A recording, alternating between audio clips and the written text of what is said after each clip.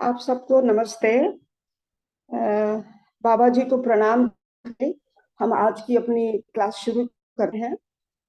और सबसे पहले बाबा जी को प्रणाम करने के बाद में मैं उन सभी प्रबोधकों को बहुत तहे दिल से धन्यवाद देना चाहती हूँ, जिनके कारण आज हमें दर्शन समझने के में लगे हुए हैं और जिनके कारण हमको ये दर्शन समझ में आने भी लगा है। फिर अभी जो हमारा जो खास जो अध्ययन का जो विषय है और जो हमारा उद्देश्य है, उसमें हम मध्यस्थ दर्शन को आज के प्रासंगिकता में मॉडर्न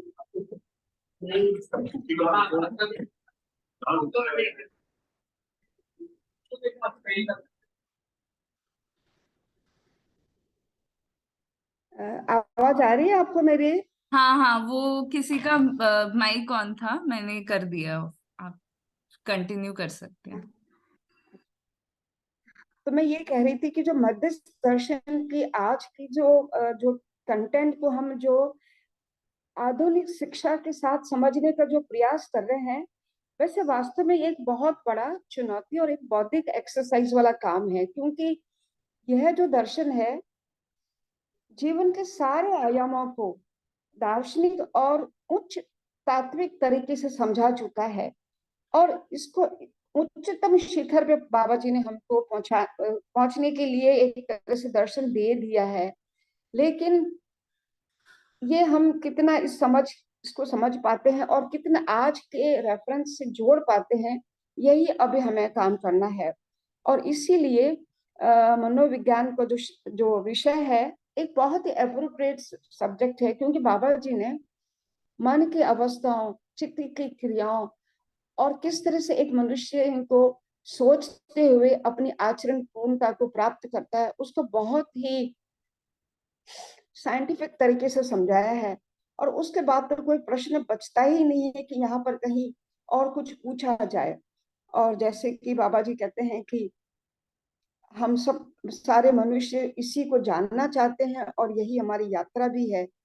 इसलिए हम सब प्रयास कर रहे हैं कि हम मनोविज्ञान, जो बाबा जी ने मानव संचेतनावादी पुस्तक लिखी है, वो हमारे लिए एक बहुत बड़ी धरोहर है।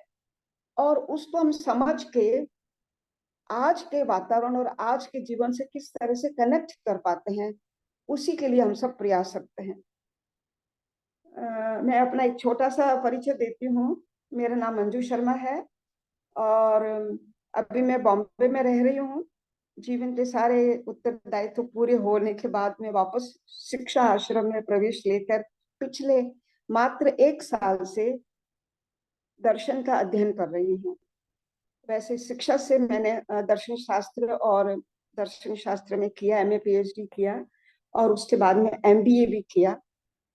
एमबीए के अंदर हमारा कुछ इस तरह से सब्जेक्ट होते हैं जो कि मनोविज्ञान को बहुत ज्यादा इंडिकेट करते हैं, specially organisational psychology and behaviour psychology. तो इन दोनों के कारण ये सब्जेक्ट मुझे काफी कुछ कनेक्ट होने लगता है, तो मैंने फिर ये साइकोलॉजी का सब्जेक्ट लिया। और जैसे कि हम सबको बोला गया कि हम रुचि अनुसार कोई एक सब्जेक्ट चूज कर सकते हैं। Out of so many papers we are allowed to choose one paper, जिसमें मैंने साइकोलॉजी फॉर लिविंग लिया, क्योंकि इस सब्जेक्ट की जितने भी कंटेंट है वो थोड़े पहले मैंने पढ़े हुए भी हैं और मुझे बहुत ही ज्यादा इंटरेस्टिंग भी लगे। तो आरती बेटा, वो इस किताब के बारे में थोड़ा सा शेयर करूं क्या मैं? बिल्कुल, आप शेयर करिए। हम्म। आप सबको मैं थोड़ा सा बिल्कुल संक्षेप में, ये जो कोर्स साइकोलॉजी फॉर लिविंग जो पेपर है, इसमें 5 ब्लॉक्स हैं। पांच पांच भागों में इस किताब को बांटा गया है। मैं बिल्कुल संक्षेप में आपको इसके बारे में बताती हूँ, क्योंकि मेरे अलावा और भी बहुत होंगे जो शायद इस सब्जेक्ट में इंटरेस्टेड हो। और जैसा कि हमें बोला गया है कि हम हर एक अपनी अपनी नजरिया से इस चीज को पढ़ सकते हैं और फिर उस लिखे हुए चीज को कंपाइल करेंगे आगे जाके। तो साइकोलॉजी फॉर लिविंग में जो फर्स्ट यूनिट है, फर्स्ट ब्लॉक है, वो है psychology for self. Psychology for self, इसमें जो लिखा गया है वो उस आत्मा से रिलेटेड नहीं बताया जा रहा है जो कि हम सोच रहे हैं, नॉट स्पिरिचुअल आत्मा। ये मानव मस्तिष्क और चेतना से रिलेटेड है, बट नॉट स्पिरिचुअली सेल्फ, जिसको कि हम आज तक समझते आ रहे हैं या जो हम अभी भी समझते हैं। It's scientific study of self, जिसमें सेल्फ को उन्होंने 3 भागों में बांटा है। Number 1, psychology and mind body relationship, यानी मनुष्य के मस्तिष्क और दिमाग का क्या रिश्ता है, और सेल्फ किस तरह से अपने आप को डेवलप करता है, किस तरह से आइडेंटिटी से डेवलप होता है। और तीसरा है कंपोनेंट ऑफ सेल्फ क्या है। मैं बिल्कुल शॉर्ट में बता रही हूँ क्योंकि ये कोर्स तो बहुत लेंदी है, लेकिन ये इस तरह से इसमें फर्स्ट ब्लॉक में 3 टॉपिक्स कवर होते हैं। दूसरे वाले में सेल्फ एंड इट्स को रिलेट्स, यानी सेल्फ हमारा जो एक्सप्रेस होता है वो किन किन चीजों से हम अपने आप को उस सेल्फ से को रिलेट करते हैं, कैसे हम उससे संबंधित होते हैं। जैसे इस वाले यूनिट में एटीट्यूड, पर्सनैलिटी और थिंकिंग है, इनका बहुत डिटेल में डिस्क्रिप्शन है। एटीट्यूड क्या होता है, मनुष्य की पर्सनैलिटी कैसे बनती है, और कौन से फैक्टर्स हैं जो कि हमारी पर्सनैलिटी बनाने में सहयोग देते हैं, और हमारी जो थिंकिंग प्रोसेस है, हाउ इट वर्क्स। फिर इस ब्लॉक में जो दूसरा चैप्टर है वो इमोशंस एंड मोटिवेशन है। क्या हमारे इमोशंस होती है, हमारी भावनाएं संवेदनाएं कैसे होती हैं, और विच थिंग कैन मोटिवेट अस, कौन सी चीजें हमें आगे ले जाती है और कौन सी चीजें हमें पीछे भी खींच सकती है। तो मोटिवेशनल थ्योरी इनमें डिस्कस करी गई है। और इसी ब्लॉक में तीसरा चैप्टर है प्रॉब्लम सॉल्विंग का, यानी हम किस तरह से जीने के आयाम में जो भी नित नवीन जो समस्याएं आती हैं और जहां हम जाके अटक जाते हैं दो राह पे, वहां पे कैसे हम डिसीजन बना के और आगे बढ़ सकते हैं। तो ये 2 ब्लॉक हुए। ठीक है, अब तीसरा ब्लॉक जो है इस कंटेंट का वो है सेल्फ एंड मेल एडजस्टमेंट। बहुत सुंदर टॉपिक है, और जब हम पढ़ते हैं तो ऐसा लगता है कि हमारे बारे में सब कुछ लिखा जा रहा है। साइकोलॉजी पढ़ने की बहुत ब्यूटी एक यही है कि जैसे जैसे हम चैप्टर आगे आगे पढ़ते जाएंगे, अपन को ये लगा जाएगा हम उसके साथ आत्मसात कर लेते हैं, आइडेंटिफाई कर लेते हैं। और इस आइडेंटिफिकेशन में हमको ये दर्शन, अभी तो साइकोलॉजी पढ़ रहे थे, साइकोलॉजी और भी समझ में आती है। और जिस तरह से हमारा जो मेन एम है, इस दर्शन के परिप्रेक्ष्य में हमको मध्यस्थ दर्शन को और अच्छे से समझना है और उसके बारे में और खोज करनी है कि बाबा जी ने जो बताया वो इन सारे प्रश्नों का आज के जमाने में क्या उत्तर है। बाबा जी ने सारे प्रश्नों का उत्तर दे दिया। अब जैसे यहाँ पर मेल एडजस्टमेंट है, सेल्फ के अंदर किस तरह से हमारा अंतर विरोध चलता है, हम अपने अंतर विरोधों से इतना लड़ रहे हैं, जूझ रहे हैं, तो उसका क्या उत्तर है वो हमें वहां मिलेगा। फिर इसी में एक है मेंटल डिसऑर्डर्स।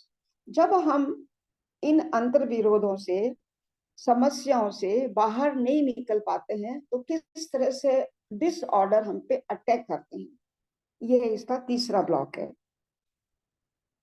चौथा जो इस किताब का ब्लॉक है वो है सेल्फ एंड पॉजिटिव ग्रोथ। बहुत सुंदर टॉपिक है जिसके अंदर मेंटल हेल्थ को डिस्कस किया गया है कि किस तरह से मेंटल हेल्थ हमारे पॉजिटिव और नेगेटिव ग्रोथ में कोऑपरेट करती है, ना हमारा एटीट्यूड क्या होता है जीवन के प्रति, सोचने के प्रति।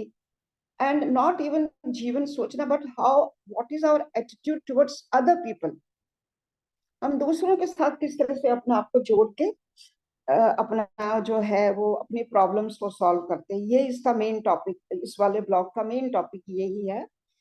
फिर है लास्ट वाला जो पांचवा ब्लॉक है, यानी इस किताब इस वाले कोर्स में 5 ब्लॉक है, 4 मैंने अभी बोले, जो लास्ट में है वो बिल्कुल करंट प्रेजेंट लाइफ पे, प्रेजेंट जिंदगी पे फोकस किया हुआ है। जैसे कि पॉजिटिव ग्रोथ इन चाइल्डहुड, अब इसमें मनुष्य के सारे आयामों को डिस्कस किया, different stages of our life.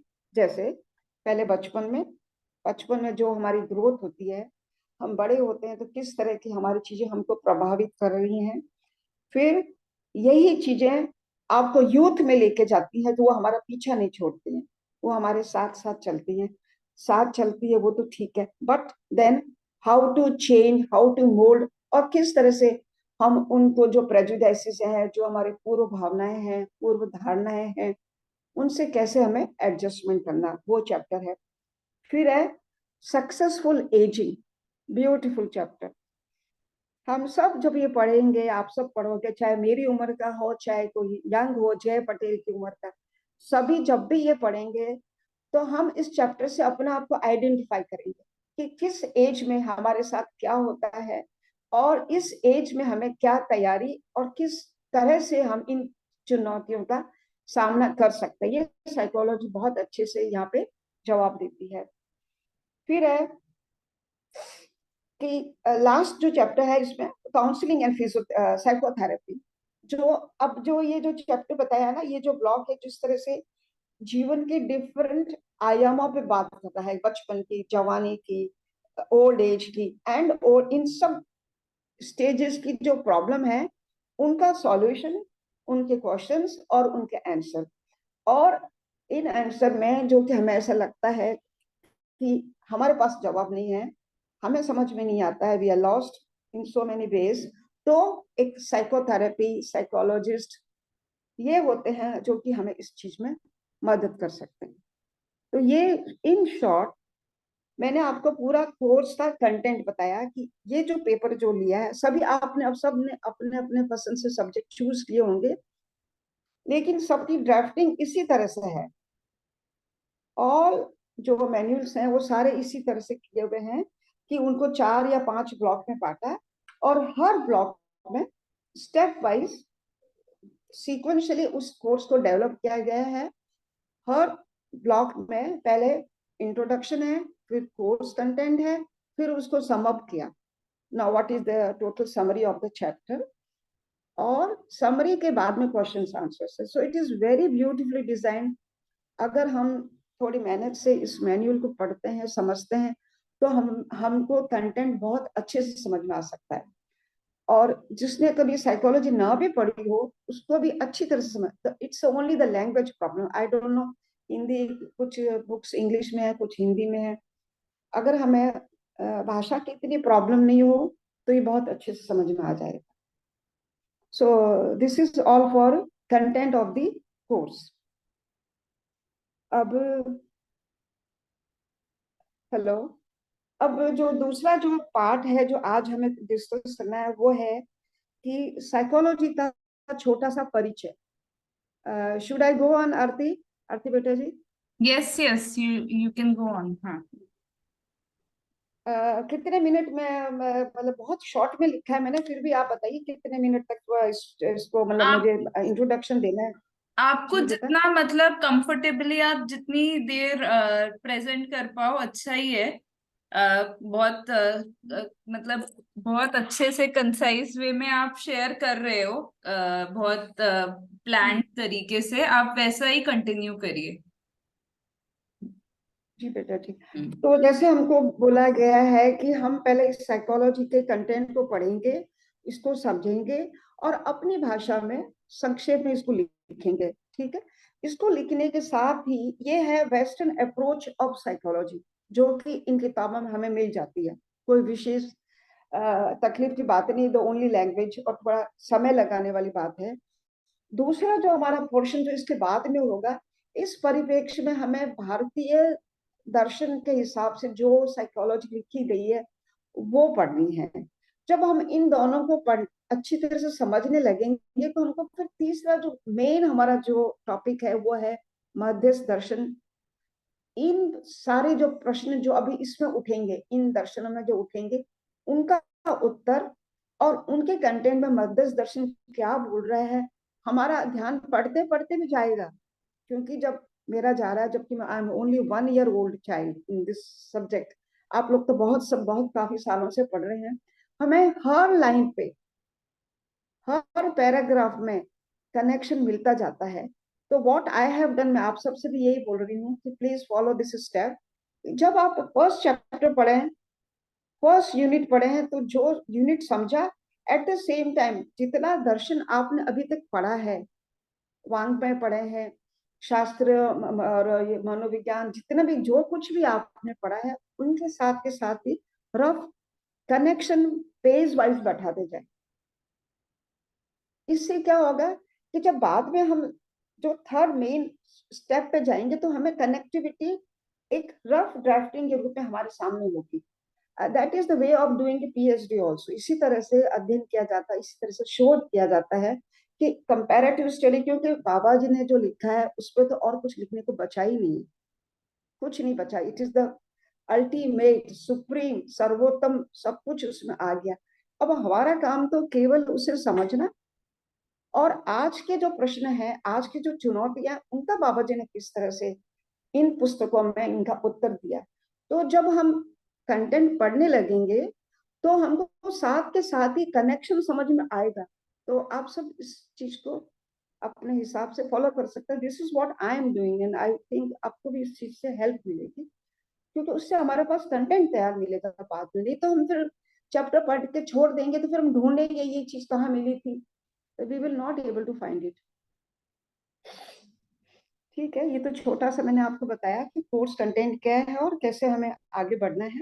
अब मैं एक बहुत ही संक्षेप में, आज मैंने एक साइकोलॉजी का जो हिस्ट्री है, इसका इतिहास है, वो लिखा है, ताकि जो नए हैं जिन्होंने कभी साइकोलॉजी खास पढ़ी नहीं है, ग्रेजुएशन पीजी है लेकिन साइकोलॉजी कभी ऐसा उनका विषय नहीं रहा है, उनको मैं थोड़ा सा बताना चाहती हूँ कि मनोविज्ञान है क्या, ये सब्जेक्ट क्या है, और इसमें हमें क्या क्या कंटेंट मिल सकते हैं और मिलते हैं, मिल सकते नहीं, मिलते ही है। तो 10-15 मिनट में छोटा सा इंट्रोडक्शन मैं आपको बताती हूँ। आशा है इस इंट्रोडक्शन से आपको साइकोलॉजी का इतिहास समझ में आएगा, क्योंकि साइकोलॉजी का इतिहास वही है जो कि दर्शन शास्त्र का है। It connects both of the subjects together. तो पहली बात तो यह है कि मनोविज्ञान का विषय क्या है, हमें ये अध्ययन करना है। आगे आने वाले चैप्टर्स में हम ये पढ़ेंगे, हम सब यही पढ़ने वाले हैं कि साइकोलॉजी का विषय क्या है, यानी सब्जेक्ट मैटर क्या है, इसकी उत्पत्ति और विकास कैसे हुआ, how it developed slowly slowly, किस तरह से आज जिस स्थिति में मनोविज्ञान पहुंचा है वो कैसे पहुंचा, कहां से शुरू हुआ, and how it landed here, और इसकी दृष्टि क्या है, मतलब how it what it is looking for, दृष्टि क्या है मनोविज्ञान की, वो पाश्चात्य दर्शन के रेफरेंस में भी हम समझेंगे और भारतीय दर्शन में भी, और मध्यस्थ दर्शन तो हमारा फाइनल डेस्टिनेशन है ही। तो जो पाश्चात्य, ये हमको इन किताबों में मिल जाएगा, इन बुक्स में बहुत अच्छी तरह से लिखा हुआ है, उसमें हमें ज्यादा ढूंढा ढांडी करने की जरूरत नहीं है। और रही बात इंडियन फिलोसफी के नजरिए से, भारतीय दर्शन के, भारतीय विचारों की नजर से ये दर्शन क्या कहता है या मॉडर्न साइकोलॉजी क्या बता रही, उसमें हमें थोड़ा बहुत सब्जेक्ट मैटर ढूंढना पड़ेगा। वो लिखित रूप में हमारे सामने कहीं तैयार नहीं है, that we have to look for. और फिर फाइनली जो प्रश्न बनते हैं उन सबका प्रश्न का उत्तर हमें देना है। तो this is how we are going to do. मनोविज्ञान क्या है, इसकी विषय वस्तु क्या है, और किस तरह से ये आगे चलता है। ठीक है, तो एक छोटा सा, बिल्कुल छोटा सा, मैं अभी आपको इसका बैकग्राउंड हिस्ट्री बताती हूँ कि कैसे साइकोलॉजी शुरू हुई and how it has come to this present point. तो हिंदी में तो जैसे मनोविज्ञान है, वो उसका जो मतलब बिल्कुल स्पष्ट है, मन, मनोविज्ञान यानी मन का विज्ञान, साइंस ऑफ माइंड, यानी मन का विज्ञान।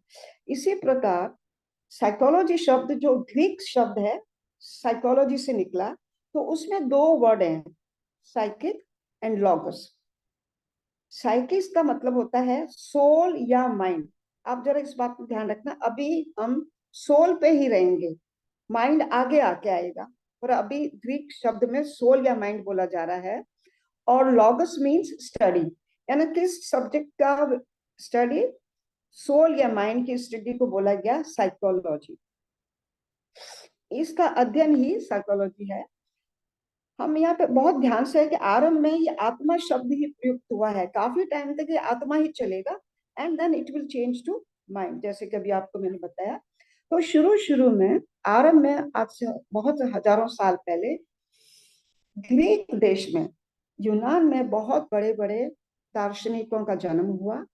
और उन दार्शनिकों ने दर्शन शास्त्र को जो विकसित किया, आगे वही सब्जेक्ट और हाईली डेवलप होकर साइकोलॉजी में बदल गया। तो उसमें जो बहुत दार्शनिक हैं, लेकिन जो खास हैं वो तीन माने जाते हैं, जो फिलोसफर हैं: सोक्रेटिस, एरिस्टोटल एंड प्लेटो। इन तीनों ने बहुत गहन चिंतन से दर्शन शास्त्र पे लिखा। उसमें जैसे कि मैंने बताया, ये सब्जेक्ट था ही नहीं, तो उन्होंने दर्शन शास्त्र भी लिखा। और दर्शन में उन्होंने सोल का अच्छी तरह से स्टडी किया। उस जमाने में जिस तरह का वातावरण था, जिस तरह का माहौल था, कि कोई किताबें नहीं थी, ऐसा कोई फॉर्मल स्कूल्स भी नहीं थी, लेकिन ये दार्शनिक बहुत ज्ञान पिपासु थे। तो जैसे कि हम इन ग्रीक हिस्ट्री में पढ़ते हैं, दर्शन में पढ़ते हैं, कि ये शाम को जो यूथ लोग होते थे उनको इकट्ठा करके इन चीजों पर डिस्कशन किया करते थे, वार्तालाप में, डायलॉग फॉर्म में। आत्मा क्या है, ईश्वर क्या है, जगत क्या है, आत्मा का शरीर से क्या संबंध है, इस तरह के प्रश्नों से इन्होंने काफी कुछ गहन चिंतन किया और हमें एक बहुत बड़ी धरोहर से रिच बना के गए। तो सबसे पहले हमें जो, वैसे तो बहुत इनका डिटेल में है, लेकिन मैं आपको छोटा सा इन दो तीन फिलोसफर के बारे में बताती हूँ कि इन्होंने कैसे इस दर्शन को शुरू किया। तो सबसे पहले हम ले अम, लेते हैं बस थोड़ा सा एक बोलिए। मिनट का ब्रेक। थोड़ी देर में ना 8 मिनट में ये मीटिंग बंद हो जाएगी क्योंकि प्रो वर्जन नहीं है। तो फिर से हम उसी लिंक से ज्वाइन करेंगे जैसे ये बंद होगा। हाँ, ओके, नानी आप। अभी तो मैं, हाँ, हाँ, आप कंटिन्यू कर सकते हैं, मैं बता दूंगी। हम्म। जी। तो सबसे पहले जो ग्रीक फिलोसफर एरिस्टोटल ने क्या बताया, मैं थोड़ा बिल्कुल संक्षेप में बताती हूँ। And he is also known as father of philosophy and psychology both, क्योंकि उन्होंने इसको इस तरह से डिस्क्राइब किया कि जो जो है ट्रिनिटी, ट्रिनिटी में तीन, थ्री सोल को उन्होंने तीन तरह से समझाया। और आगे जाके ये फिर बहुत अच्छी तरह से सामाजिक राजनीतिक विचारधाराओं का मूल बनता गया। तो वो ये कह रहे हैं कि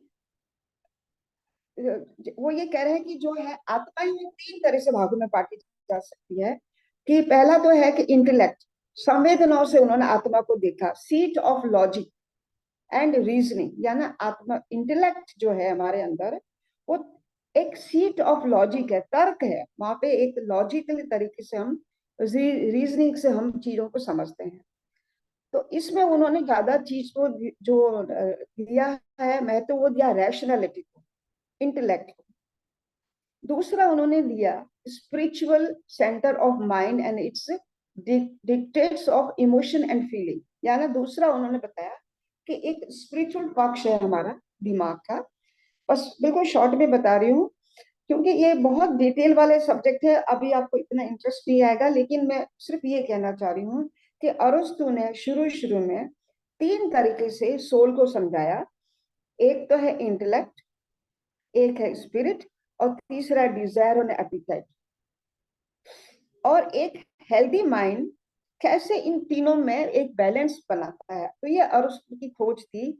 और ये एक आरंभिक साइकोलॉजी का फर्स्ट लेसन था कि तीन तरीके से मानव अपने सोल को, सोल मानव को मैनेज करती, इंटेलेक्ट से, स्पिरिचुअल से, और डिजायर से। उसके बाद में प्लेटो आते हैं। प्लेटो भी बहुत बड़े दार्शनिक थे, और एरिस्टोटल की तरह उन्होंने भी दर्शन पे और मनोविज्ञान पे बहुत कुछ लिखा, बहुत समझाया। उनकी लिखी हुई किताबें आज भी बहुत बड़े मैन्युस्क्रिप्ट हैं, जिन्होंने, जिनको समझ के हम मॉडर्न साइकोलॉजी को समझते हैं। और उनके दिए हुए सिद्धांतों से ही आगे मॉडर्न साइकोलॉजी, वेस्टर्न साइकोलॉजी आगे चलती गई। तो प्लेटो कह रहे हैं, प्लेटो ने जो दिया है वो इंसाइट भी दिया है, insight, insight of human mind. मस्तिष्क के अंदर हमारे पास ज्ञान का एक केंद्र है। वो ये कह रहे हैं कि जो दिमाग है, मस्तिष्क है, उसमें एक सेंटर ऑफ नॉलेज है। अतः जो जो learning is a process, it's a matter of process, वो इसको एक प्रोसेस बता रहे हैं। और नॉलेज से ही हम सब कुछ समझ सकते हैं ना। उन्होंने सोल को एक सीट ऑफ नॉलेज भी बताया है। उसका एक स्पेशल नाम है एनमेनेसिया, एनमनेसिस, एनमनेसिस, यानी कि एक प्रोसेस ऑफ नॉलेज। तो अरुस्तो ने ये बताया कि आत्मा को तीन तरीके से, ट्रिनिटी से बताया, और प्लेटो ने एक समझने की प्रोसेस से बताया। तो ये जो ग्रीक दर्शन थे, उसी तरह से सोक्रेटिस ने भी आत्मा के बारे में काफी कुछ आगे बताया। लेकिन आज के लिए हमारे पास इतना बहुत है कि ये जो साइकोलॉजी शुरू होती है वो ग्रीक से शुरू हुई। वहां पर बड़े बड़े फिलोसफर्स थे और बहुत है, कई बड़े बड़े फिलोसफर्स के नाम है, लेकिन मेन ये तीन माने जाते हैं। तो हम जो इतिहास समझ रहे हैं साइकोलॉजी का, तो उसका मेन फर्स्ट पार्ट है how it started from Greek, कहा वहां पे दार्शनिकों ने किस तरह से इसको सोचा। अब सेकंड पार्ट जो आता है हमारा, अब वो थोड़ा सा डिफरेंट आएगा। अब इस तरह अब मॉडर्न युग शुरू होने वाला है। चेतना में विकास हुआ, सोचने पे विकास हुआ, और जो जितना भी ग्रीक जो ज्ञान था वो वेस्ट में चला गया। तो उन्होंने अब नए तरीके से सोचना शुरू किया। तो अब हम आते हैं बहुत ही संक्षेप में पाश्चात्य विचारकों के पास। वेस्ट में ने अब जो ग्रीक फिलोसफी का जो फाउंडेशन था, अब उन्होंने इसको आगे कैसे डेवलप किया। आपको सबको मेरी आवाज आ रही है? हेलो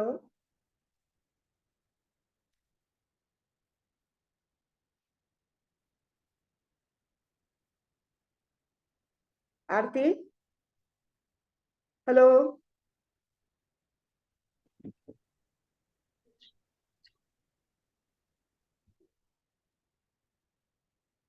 आपकी आवाज आ रही है।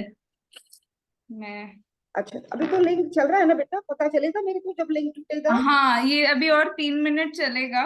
उसके बाद जब ये बंद होता है तो फिर हम दूसरे ओके लिंक, ठीक। उसी लिंक से ज्वाइन कर सकते हैं। अच्छा, अब जो सेकंड पार्ट है हमारा वो है वेस्टर्न साइकोलॉजिस्ट, जो कि यूरोपियंस थे और अमेरिकन थे। तो ग्रीक्स ने इस विषय की नींव डाली और आगे इस ज्ञान को और बढ़ाते गए, क्योंकि अब मानव सेंटर आ गया था। अब मानव और मानव का मस्तिष्क वो है। अब हम अध्ययन शुरू करते हैं कि इन्होंने ये प्रश्न उठाया कि मैं कौन हूँ। इस प्रश्न ने, चाहे पाश्चात्य हो या भारतीय हो, आज तक उसकी गहराई पे अभी तक भी समझने का प्रयास करते जा रहे हैं। जो ग्रीक्स ने जो ये विचार दिए, वो फिर यूरोपियन विचारकों ने और नए तरीके से अपने आप को सोचा और नए तरीके से कई थियोरीज दी, जो कि अभी हाईली डेवलप स्थिति में पहुंच चुकी है। अच्छा, अब उस समय पाश्चात्य वर्ल्ड में ईसाई धर्म का बोलबाला था, और वो स्क्रिप्चर्स में जो कुछ लिखा हुआ है वही उनके लिए फाइनल वर्ड था। इसलिए वहां पे मानव पे किसी ने ध्यान ही नहीं दिया, मानव मस्तिष्क पे, मानव सोल पे किसी ने ज्यादा बात नहीं की। जो स्क्रिप्चर्स में लिखा हुआ था उसी को फाइनल मान ला। लेकिन अब रिनेंस का पीरियड आता है, पुनर्जागरण का पीरियड आता है। जब पुनर्जागरण इतिहास में, हम जब इतिहास पढ़ते हैं तो हमें पता चलता है कि ये वो समय था जब उन्होंने मनुष्य को सेंटर बनाया, centre of focus of centre. अब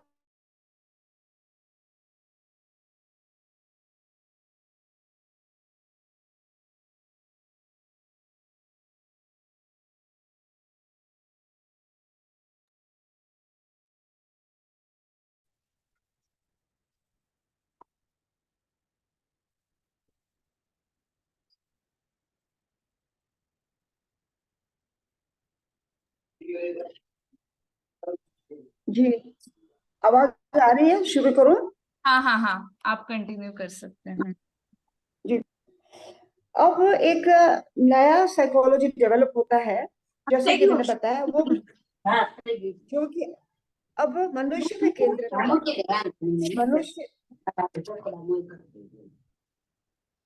मनुष्य क्या है, मानव क्या है, मानव का दिमाग क्या है, उसको समझने पे अब वो सारा कुछ एजुकेशन का फोकस चला गया और एक बहुत बड़ा शिफ्ट हुआ जो कि अभी तक नहीं था।